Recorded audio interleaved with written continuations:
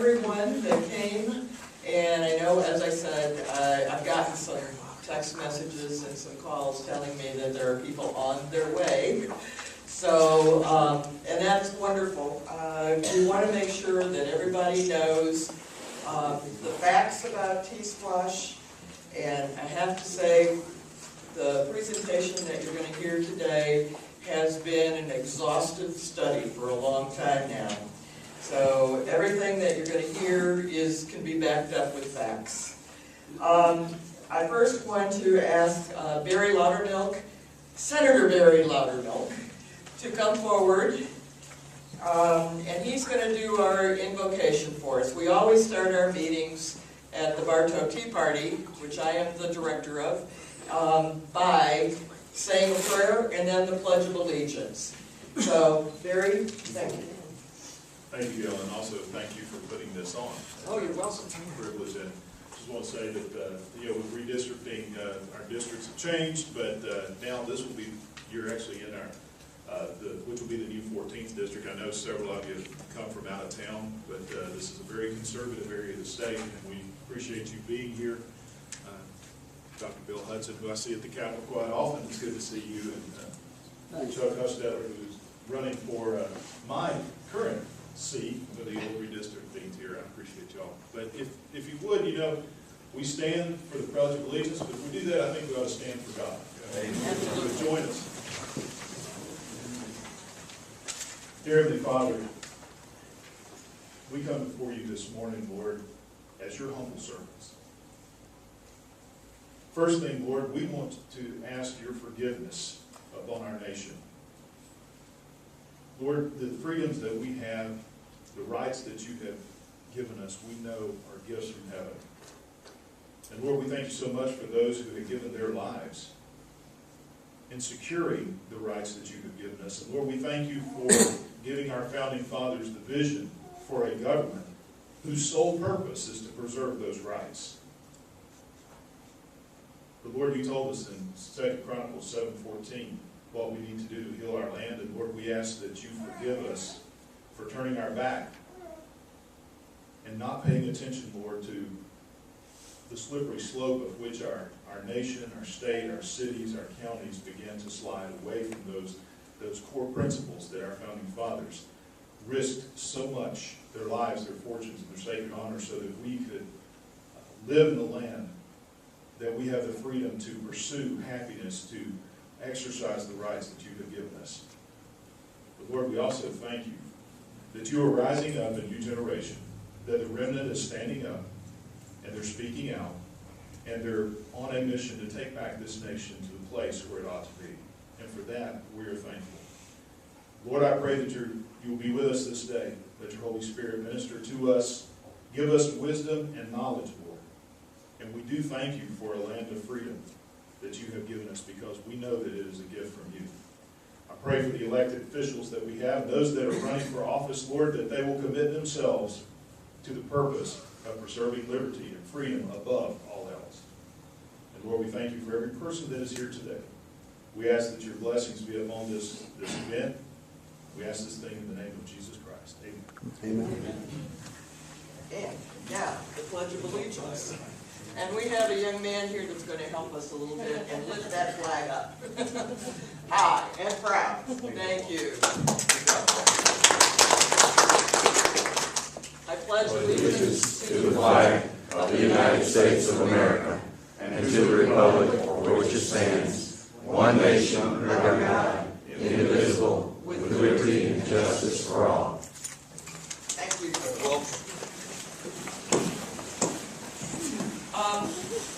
I would like to have all those that are running for public office to please stand up and be counted. And I know Mike Bearden's here. I don't know where he is, but I know he was here and he'll be back in. I want to thank each and every one of you for stepping up and stepping out and for putting yourself out there for us. Thank you.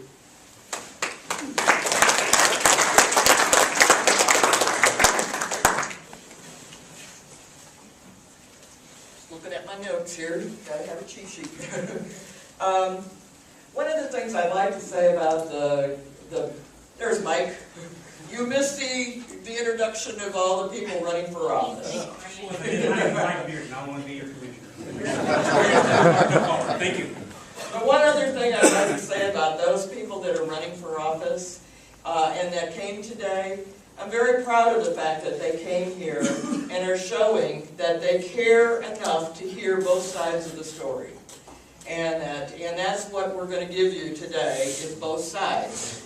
We're going to give you the side about the good, the bad, and the ugly, as I say in my Bartow Tea Party meetings. You know, accept it. We have facts. We have proof. And you judge for yourself. We're not telling anybody they have to vote one way or the other, but I'm sure when you leave here, you will be an informed and educated voter. And informed and educated voters make wise decisions. So we're very happy to have you all here. And if people come in, just ask them to sit down, okay? The first person I want to thank tremendously for this beautiful facility that we have here is Paul Hemrick. Mr. Hemrick, if it wasn't for Paul, we wouldn't have been able to move over here. And we have actually too many people here right now to fit into the Bartow GOP headquarters. So I hope you enjoy this beautiful facility that Cartersville built in honor of our current county commissioner. And so that's why it's named Clarence Brown Conference Center. And I also want to thank Jack Staver and Field Searcy, where's Field? There he is. They're going to be our speakers today, along with myself a little later. And one of the most important parts of this presentation, after Jack, who is with traffictruth.net, you all have pieces of paper that were on your seats with their website on it, with their information, so feel free when you go home, look them up on the internet, look at the information. I will tell you, there's all kinds of articles on there written by, most of them are by public officials, and that have looked and studied TSPLOST and their take on it. This one particularly I like. It's called The Wrong Tax at the Wrong Time, Chasing the Wrong Solution. And it is by the mayor of Dalton that wrote this. And his name is David Pennington. And there's other debunking the myths of congestion. And then, lastly, I have the list of all the project lists for TSPLOST for the Northwest region. I did not print them out for all the regions. There's too many of them. And I don't know about you, but how many people here have read the Transportation Investment Act from front cover to back cover? It's only 29 pages. It's not 2,000 and some pages like federal laws. And I have to tell you, how many legislators in here voted for that? Eddie? Okay, and the reason why I ask that is I can't believe that this law got passed. There is no reason, after you hear this presentation, for it ever to have passed the House and the Senate and then been signed off by Governor Deal. It was Governor Deal, wasn't it? Purdue. Yes. Purdue, excuse me. I don't want to blame Governor Deal for something that he's not responsible for. And so, without further ado, I'd like to introduce Jack Staver, traffictruth.net.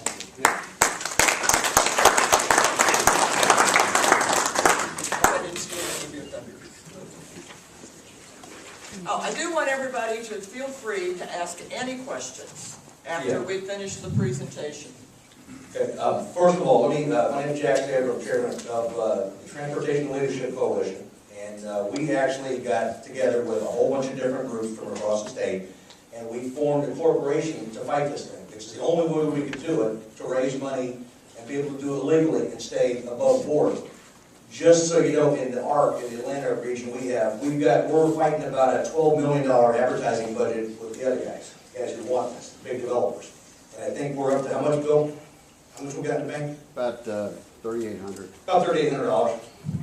So, but I can tell you, we're being very effective for what we're doing, because what we're doing is we're really putting boots on the ground, trying to get people involved in this. We go everywhere and speak to people, because this is one of the most critical things.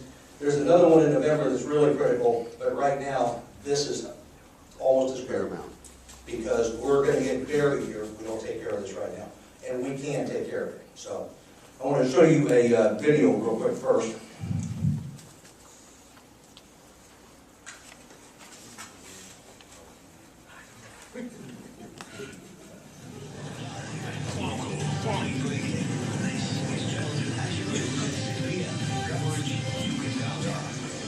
The Georgia Department of Transportation spends more than $2 billion in tax dollars every year.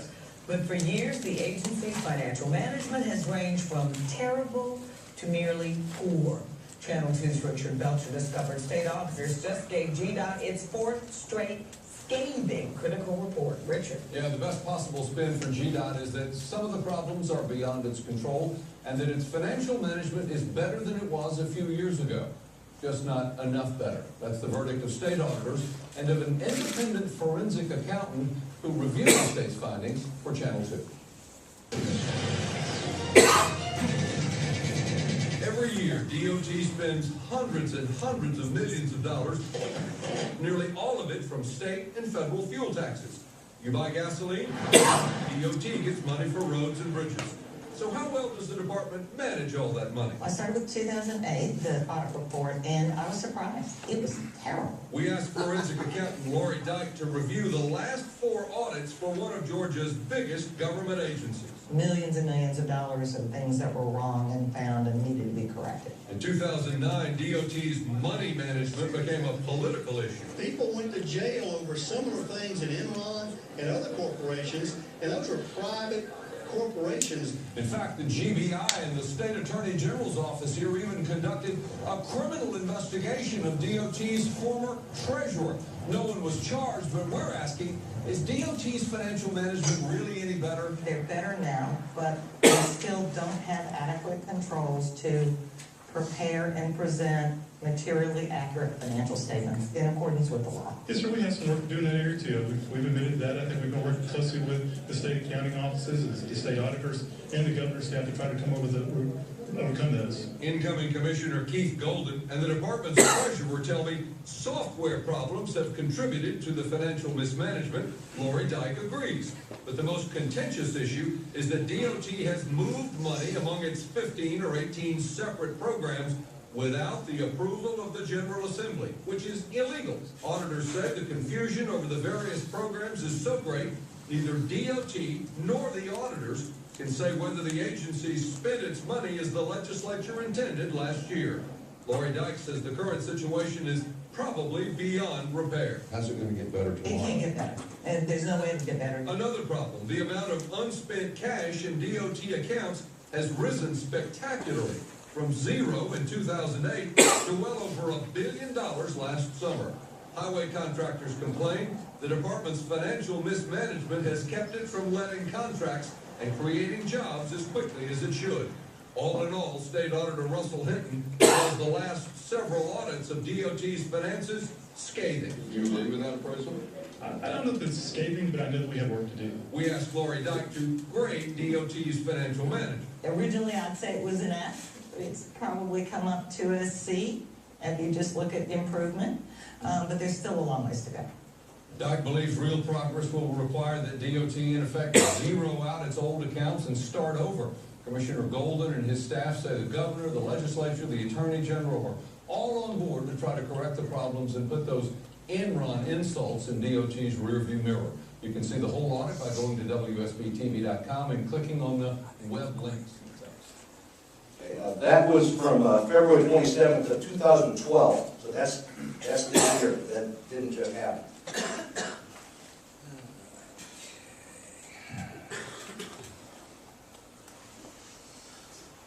All right. So, that's us. This is right off your front page. Most of it I recategorized so you can see it, but this is your counties. These are your 15 counties that are involved in this for Region 1.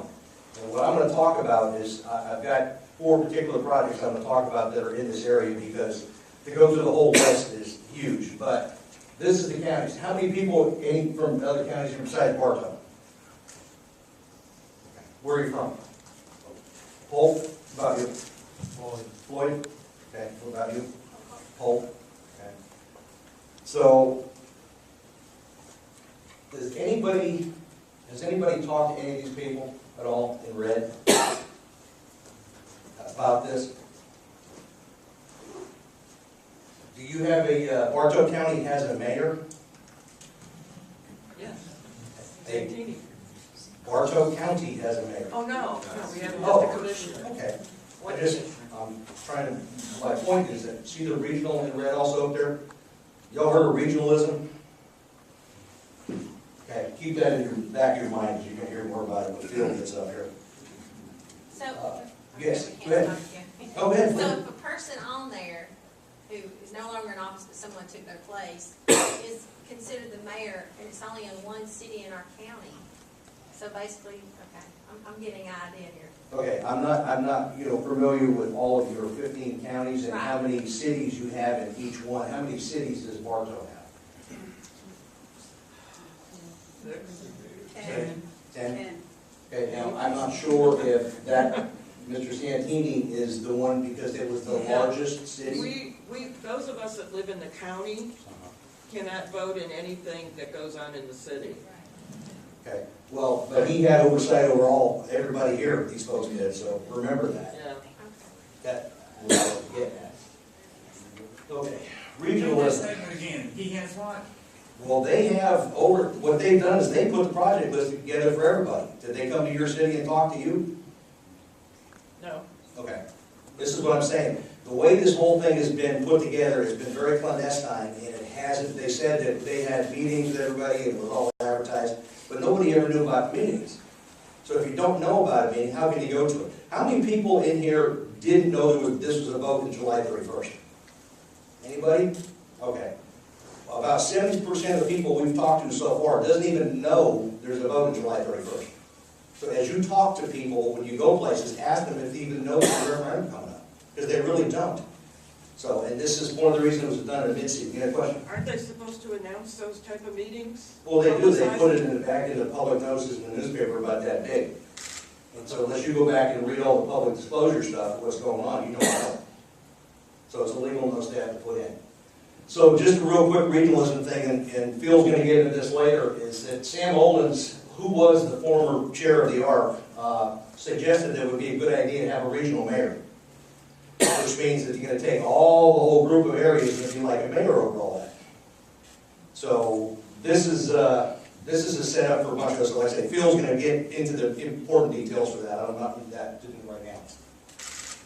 Okay, the overview of this. If you notice again up here, it's regions. Let's talk about regions, regional, regions. In the summer 2012, voters of the 12 regions will have the opportunity to vote yes or no on an additional 1% sales tax. Now, this is a real good one right here. How many of you do this? No counties or municipalities are permitted to be exempt from the tax if approved. Did y'all know that? Okay, so if it gets in, if everybody votes it in, it's in, you can't back out of it. And after the 10-year period, this is a good one too, a region can reinstate the tax with the same process described above. So, and this is going to be real critical because as I get a little more into the project and stuff here that you see, it plays right into this. Final investment list and project costs. Now, anybody know what MPOs are? 2 people, okay. They're metropolitan planning organizations. So they're these groups of planners that go out and figure out how you all should live your lives and where you should live and what you should do. They're on the federal level. On the Fed level. So, and that ties back to, how many are familiar with Agenda 21? Okay, it ties back to this. It's all part of the thing. This is where we have to get involved. Here's some of the things in here. It says the list is constrained by the projected tax revenues for the region. While, now I want you to understand this, it's maximizing the public benefits. So as you see some of these things, I want you to tell me how much benefits you're going to get out of these. Everything I have here is right out of the report. I didn't put anything in it, wordsmith anything. This is all directly right out of the report. So those this is really good, get down here a little further. Those projects have not been identified. They're talking about the local projects, and they're not included in the document. So they're not there yet. Now, this is where they tell you, individuals interested in learning more about how these discretionary funds will be used within their community should contact their local elected officials and or planning or public staff members. So you, if you don't even know about this, you're supposed to go contact these people and tell them, I want to learn more about it. I think it should be the other way around. They should be telling us, they should be publicizing this thing. It should be in the newspaper, it should be on the radio, it should be somewhere. Remember, these folks work for us, okay? And, you know, it's a mutual relationship. So if you want us to help you, you need to help us. You're going to go spend all of our money, so why don't you tell us about it? Excuse me, I'm just a little bit confused on Okay. that statement. Number one is I thought 75% of the money went to the designated projects that you presented the list today. And then the county or the region or the city had 25% that they could spend. And so it would make sense to me that that might not be well defined at this point, given where we are in the process. So Well, it's going to be critical when you see the rest of the verbiage they have in here, the way the money's set up. It'll open for you more when you see it, get a little further in here. okay. So, final list. Okay, now you remember when this was written, I think this was after October of 2011 when this document was written. This was the money, 75% of that adjusted in current year dollars. The estimate for this area is 1.1591, 75% of the actual collections. When adjusted from the current year expenditure, but they could be as high as the inflation-adjusted revenue estimate. So it's not saying this is what it's going to be. It's going to be more. And as I show you more, you'll see that. Now, how many people here had your house built? Anybody? Okay. When you had your house built, catch this statement. As projects are constructed, project estimates will be adjusted for economic inflation. So I've been in construction business for 38 years. When we bid a job, we bid a job. If I can't finish the job for the money that I bid, guess what? I eat it. But that's not what this says. This is telling us right here that as it goes along, they're going to adjust this thing upwards. And some of these projects don't start till 2016. So you'll see this as it goes along. This is a little sticky one. This is the reference. This is exactly what the verbiage is. Now, the part of this that's a problem, we've had several lawyers looking at this, is that shall Bartow County's transportation system and the transportation network in the region and the state be improved by providing for a 1% special district sales tax. Now, do you see what the problem is in this? It's the state. And the state. So they have become a benefactor with this. And this is what all the lawyers we've talked to also have said. Because now, when they said, oh, your money's going to stay local, it doesn't have to, because now they're a benefactor. If you took out the state and you took out programs, things might be different. But they're not going to do that. Okay, I just want to go over a couple of projects here. And I'm not familiar with your roads and what they are, but you've got, is it Dual Hit Ferry Road? Doffett Ferry. Doffett Ferry? Doffett Ferry. Okay, Doffett Ferry from Old Alabama.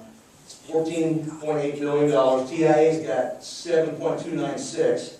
You got a shortfall of $7.5 million. And these will become important in a minute, you'll see. The next one is relocation of 20 from I-75, and it's $14.6. And it's got a $3 million allocation. So it's got an $11.6 million shortfall. And you notice both of these, they don't start, could anywhere between 2016 and 2019. But they're going to start collecting in 2013. So you're going to start paying for this in 2013. This sounds like Obamacare. Yeah, now this is an interesting one, and I'm not sure of all the details, but this one here is for the CSX rail crossing. Okay? Now, if you are a developer and you're developing a piece of property, you pay for your turn-out lanes, you pay for your turn-in lanes. If CSX wants to ride their trains on our roads, why does the CSX pay for this $1.5 million to fix this? Why should the taxpayers bear this cost? Next one. 146, this is US 411 connector. $146 million. It's only got $73 million committed. You got a $58 million shortfall, almost $59 million. Now, these are important numbers in the back because the middle one right here, this project is partially funded through TIA. The remaining project costs will be funded by other sources. Does anybody in here know what the other sources are? The taxpayers. Catching on quick, I love this, great. But this is the big thing, and note that these comments are on almost every single page. In fact, the first comment is, please note, all cost estimates are in 2011 dollars, and actual costs for all phases of the year of expenditure will be higher. So if you say you're paying, 1.5 billion, it's telling you right here, it's going to be higher, folks. They're already telling us this. So it shouldn't be a shock to anybody this is going to happen. Common language throughout the projects. And these are key words too, because this DOT did this. This project would benefit the public by potentially reducing the incident of crashes on this roadway. It doesn't say it's going to stop anything, it's going to prevent anything, it's potentially going to happen. So you potentially, put your paycheck in the bank hoping that it's going to be there when you go write a check. This project could potentially maximize the full utility of an existing transportation facilities. Existing.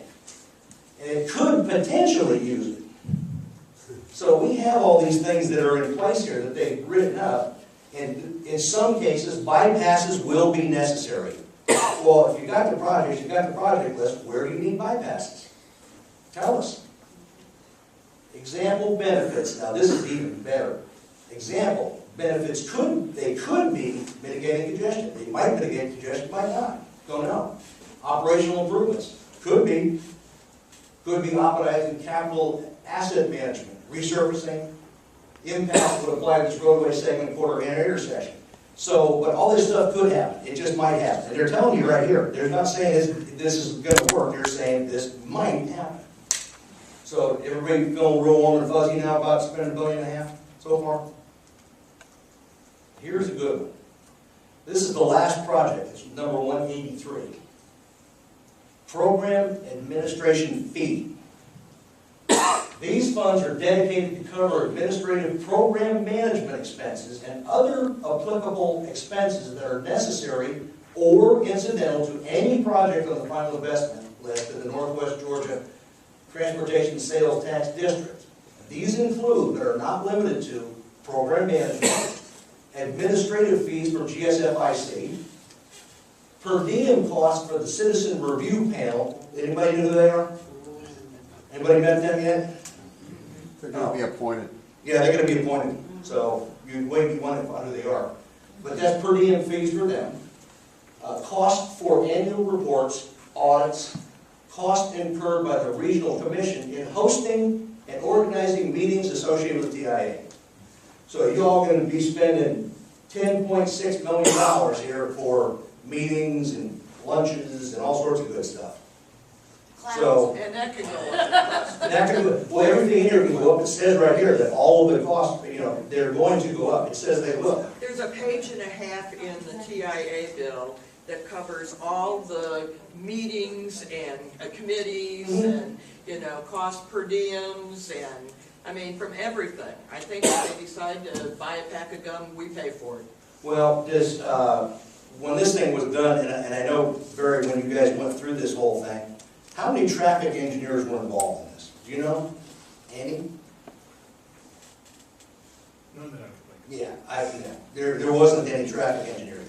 That's why they have commissioners and mayors in here doing all this stuff. So what's the vested interest for most of them? And I'm not saying anybody's crooked, but there's another interest in here for everybody.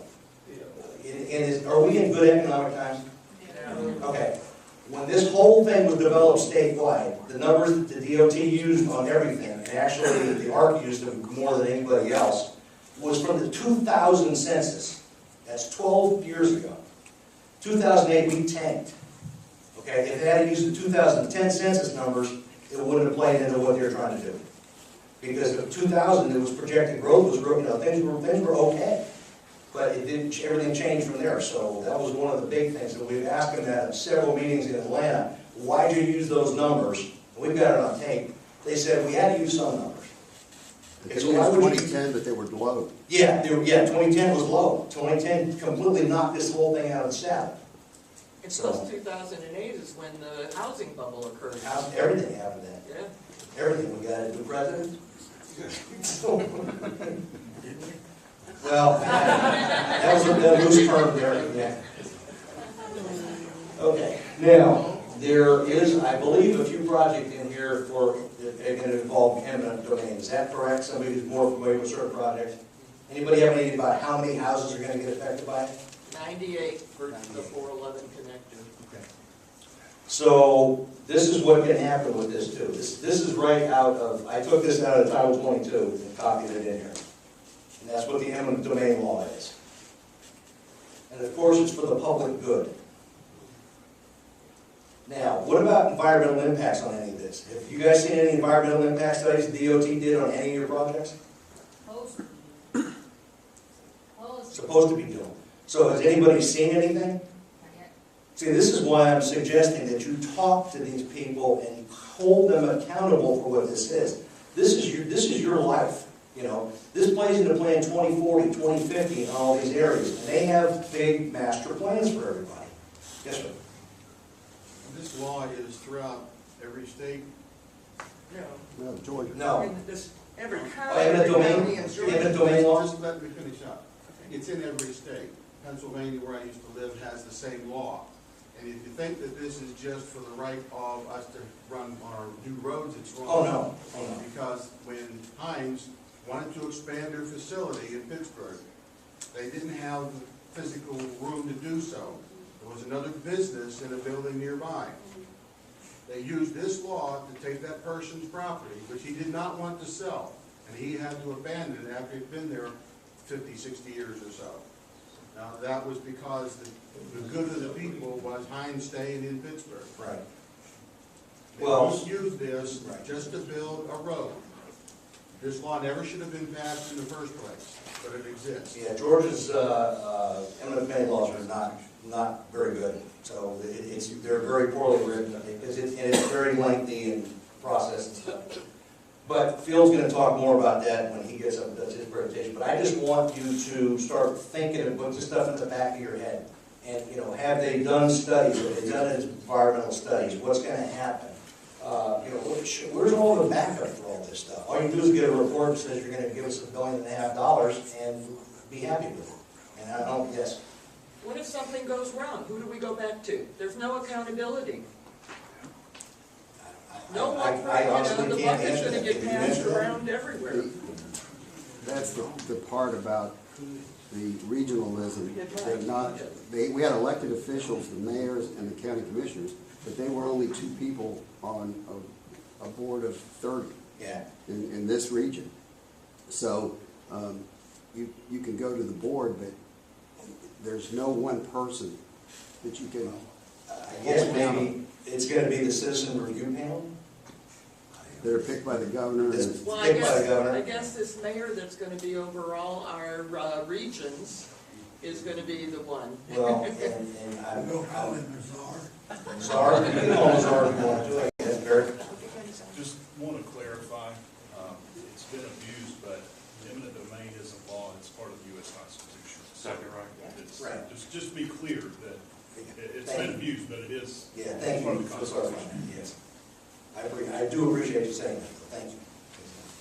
I'm not trying to mislead anybody here, it's just, it does get misused, and this is what we have to stay on top of. I got here late. Is this PowerPoint available to? I can make it available. Sure. Yeah, we can put it on the website. Go put it on the website. You know, this is the time now in our lives to where we do have to be bold and questioned our elected officials about where they stand on this, and will they publicly speak out against it. I have Chip Rogers, Sean Jurgensen, and Tim Downing so far on film saying that they are opposed to this, and they are not voting for it, and they're encouraging people not to vote for it.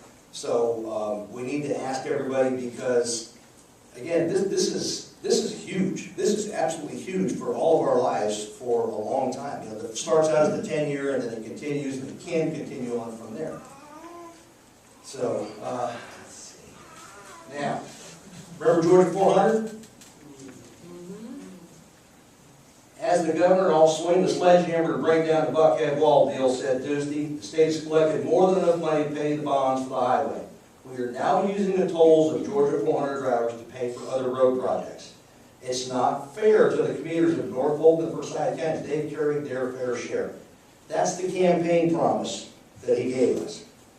Okay, now he's completely reneged on that, and he had an opportunity to do differently. I know it's a different commission that does it, but he had an opportunity to do something about it. He didn't do it. He's in charge of search. Yeah, he's in charge of search. So, we have actually sent him letters with this picture and written on it and put our name. I'm not ashamed to put my name and address and everything on it. You know, where's your promise? Now, I will tell you this, that there was an article in the AJC, which I want to share with you, yesterday. And this was the no tax hike pledge broken. This is about Governor Deal. And it says right here in the truth meter, and what it was is that he signed a no tax pledge with Grover Norquist. And I'm not, that whatever, you know, that's not a big deal. But the point is, that was one of his campaign promises, that he wasn't going to raise taxes. So now, they gave him a complete full flop on this. If you ever seen the truth meter, when it goes upside down backwards, that's not a good rating from these guys. And they actually do their homework on it. Now, the problem is that his campaign guy said, Brian Robinson, said that, well, this was done under previous administration, so it really doesn't count. Well, Governor Deal has been promoting this. He had a $10,000 plate dinner for this, promoting it. He's pushing this thing as hard as he can push it. It's a tax increase. So, and it's a tax increase. That's all it is. It's a flat-out tax increase. It's $18.5 million for the state, total altogether. So it's, you know, we have to hold them accountable. We really need to do this. This is my favorite slide. Hello?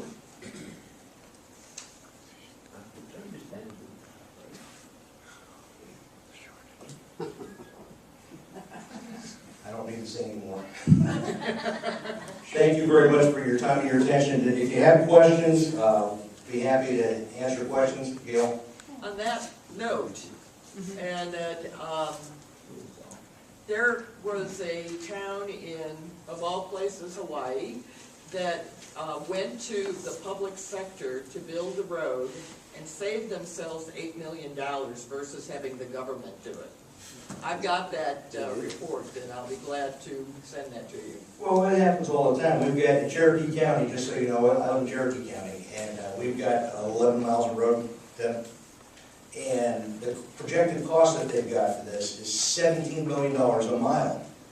Average road cost is about $2 million. So where's the other $15 million going to go? Johnny Iver. Yeah. It's, you know, I mean, the whole scam, our commissioner thinks he's getting $287 million to do with, for discretionary funds. But that's not going to happen. It's not going to happen. It tells you right in here, the state's the benefactor.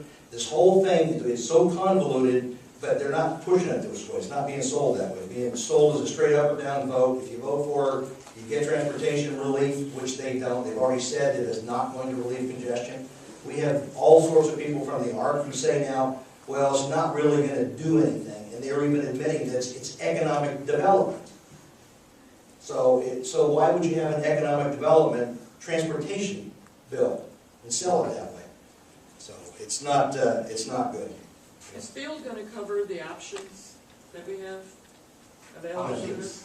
I'm going to talk about something. Well, plan, yeah, I'll hit that one. There is a plan B. Does anybody know what plan B is? Vote it down. Okay, if you vote it Can I down. speak to an option? Sure. It may be partisan. I'm running for office. But I'm a civil engineer. I ran Okay. a transportation firm. last city vice president of Gresham Smith Partner in Atlanta. Wayne Shackelford was my partner and my mentor. Does that tell you where I come from? No. No, never mind. All right. The option is, we are now 105,000 county population. We're a large county. We have no need to tie our future to the fate of other counties. We have the ability, we have the expertise locally. If we have needs to build 4 lanes on Douthat Ferry Road, We can hear you. I'm sorry. If we have the need to 4-lane Douthat Ferry Road from my church, Carter Forford Baptist Church, Old Alabama Road, we can do that ourselves. I'm a registered professional engineer. We've got half a dozen folks that are retired from GDOT. We can put together a project management office here. We can do a SPLOST locally under the commissioner's office quite nicely, folks. And I can assure you from my experience in other counties, we can do it 30% cheaper for the reasons that he said in there. I am from that industry. I know those chapter and verse. I made a great living there for a long, long time. I completed it 4 years ago. We can indeed do this ourselves, folks. Don't be scared that we're driving jobs away. That's the reason I'm putting myself out here, is to bring jobs to our county. There will be need to spend money on roads. We can do it ourselves. Take a breath. Okay, so Plan B is if it gets voted down, okay, and this is statewide, it's not just for your, it's all regions. If it gets voted down in your, it's a per region vote, you've got your 15 counties. So if you guys all voted down, what can happen is it can come back in 2 years and they can try it again with another vote. So in 2 years, you think that you can come up with something that really is beneficial to you, because there are issues. I mean, and we, as the Transportation Leadership Coalition, are not at all advocating that something doesn't need to be done. We're advocating that you don't need to spend all the money on basically nothing, unproven, untried, could work, might work, maybe, potentially work. We need to have proof and really things that can be done. And again, like you said, you get real traffic engineers involved. Traffic engineers weren't involved in this. So that's who needs to put the thing together and do it the right way. And so, in Plan B, so all around, what happens is it can come back in 2 years and we try it again. If everybody votes it down again in 2 years, which I don't believe everybody would, because it gives us plenty of time to go out and really put something together that really will work and benefit everybody. Some of the stuff might get dropped back to local. There's a lot of projects on a lot of these statewide. There are already existing projects that are already on the books. As far as we can tell so far, when the vote goes in, they're on there, that money is going to go back in again, so they're double dipped. So where does that money go? Slush fund. Slush fund, yeah, so, again, the whole thing is really put together. I really honestly got to say, I do feel for our legislators, because these guys went in there with a plan to go do something that was going to help the state. These guys put the legislation in there ready to go, and then they passed it off to these guys, and these guys came back and it's like, man, they got an open checkbook. And they were just figuring everything they wanted to do with it. So, Jack, can I just read something? yeah, you're reading it. I wanted to read this because I think it's very profound, and this is from the mayor of the city of Dalton. And he goes into many details in this, and this is on Jack's website, by the way, on traffictruth.net. You can get this the whole printout. But I want to read his conclusion. It says, I will close with 2 additional thoughts. If this tax plan is as big a mistake as I think it is, it will not be one that can be corrected next year or the year after. It is a 10-year mistake. We will greatly hinder our state's economic future for a whole generation. The leadership that formulated this plan had to know the weaknesses in it. Why else would they ask for a referendum from the voters with the gun pointed at their heads? When they placed 2 penalty clauses in the legislation, it proved their lack of faith in their own plan.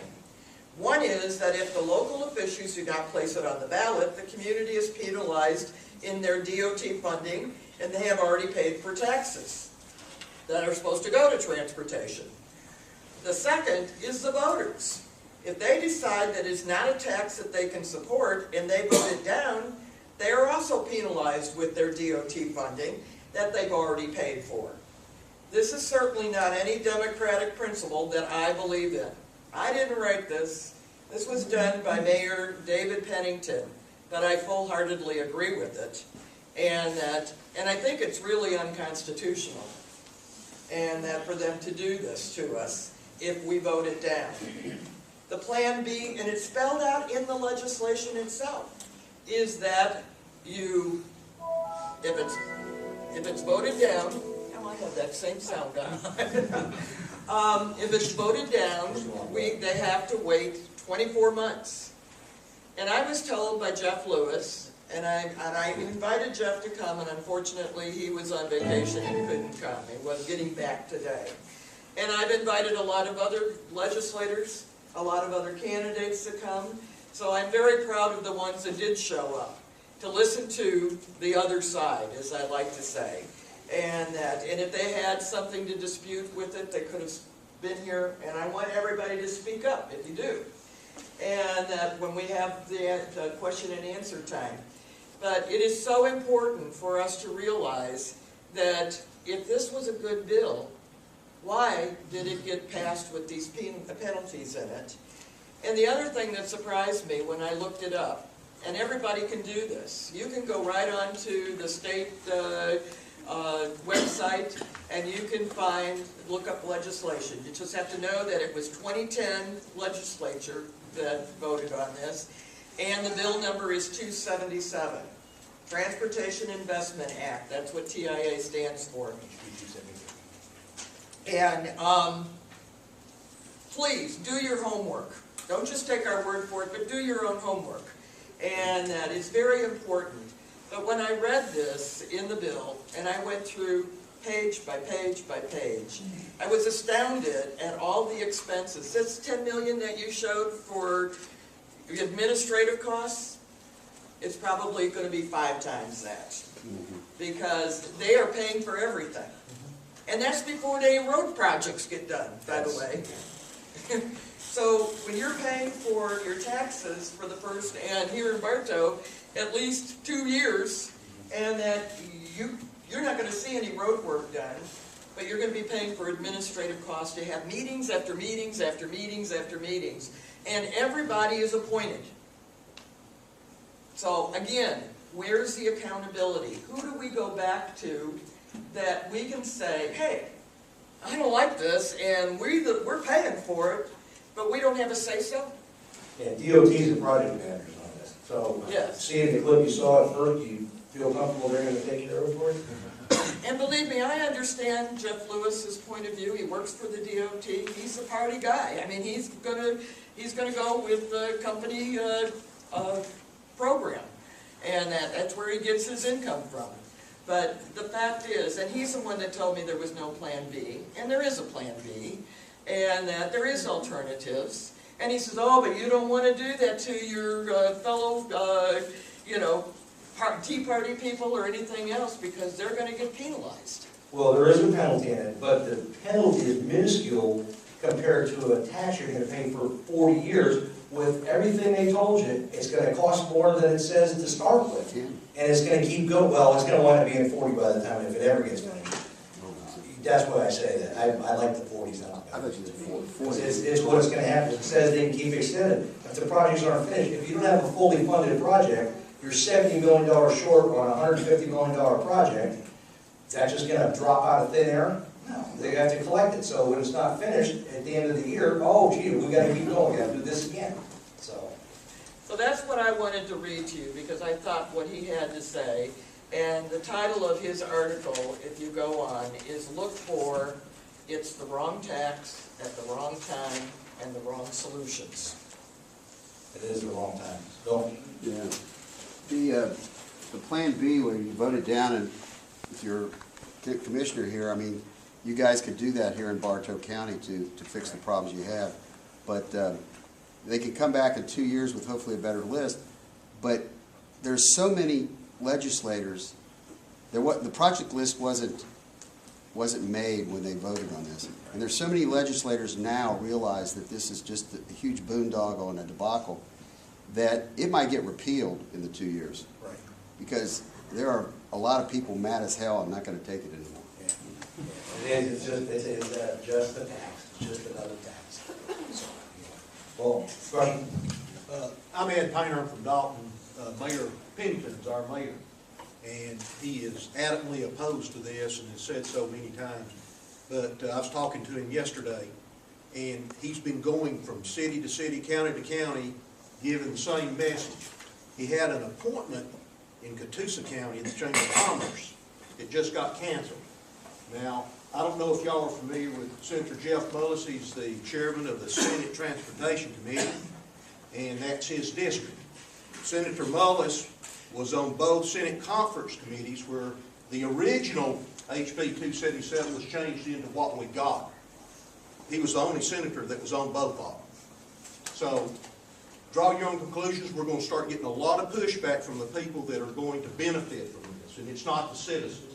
So you need to go to the county commission meetings if you can. I talked to them. Ken Gowan, who was listed as mayor on this, is the mayor of Tunnel Hill, which is just a wide spot in the road. It's got one traffic light. So that's the type of people that's on this commission. Mike Babb is worried about it because he knows how unpopular it is and how bad it is. And the gun to the head is no exaggeration. It's nothing but extortion on the voters and bribery for the 25% to be returned to the local officials so they don't have to pass a tax to spend more money. They'll say, we chose to do it after they put a gun to our heads. It's wrong, it's wrong, it's wrong. Thank you.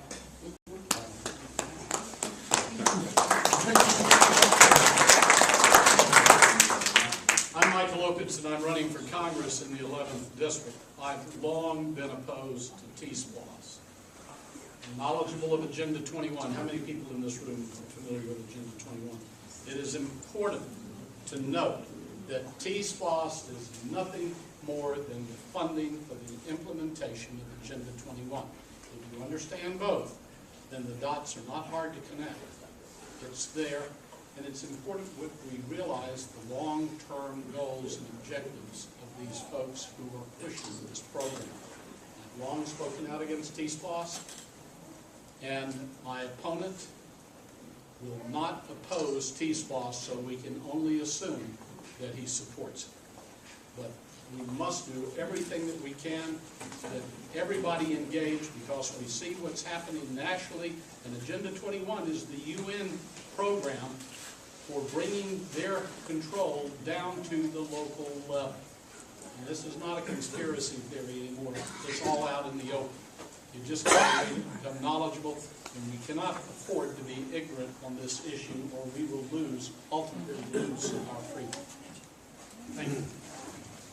Any more questions? What district is he running for? I'm sorry? What district is he running? Congressional District 11. 11. Which is The all new of 11. Bartow, all of Cherokee, 3/5 of Cobb, going down into Sandy Springs and Buckhead. Well, thank you all for your time. Lewis, do you have a question? Well, more of a comment. A couple of things that were up on the slide earlier, and I want to kind of tie it into what Senator Loudermilk said earlier. And, you know, a lot of times, especially as conservatives, our views get spun and distorted. You know, if you're against welfare, then you want old people to die in the street kind of thing. As Barry pointed out, the Constitution under the Fifth Amendment grants government the right of eminent domain. As it's written, it is for public use. The problem is that in the 2005 Kelo versus New London case, which drew from the Midkiff case, the Congress had, or the courts have reinterpreted that public use under the Fifth Amendment to, the reason I brought it to my mind was there was language up there on one of the slides that said public benefit.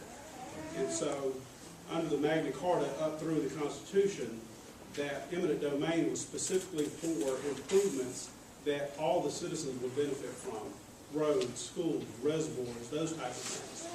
The CSX transportation crossing will benefit on the citizens tangentially, but it is specifically meant to improve for that private organization. So the problem is not necessarily with eminent domain, it's with a broad interpretation that we have now that allows the government to take from one private citizen and give to another private citizen under the rubric of it being at some point down the line a benefit to the public. And that's where the problem lies. Thank you.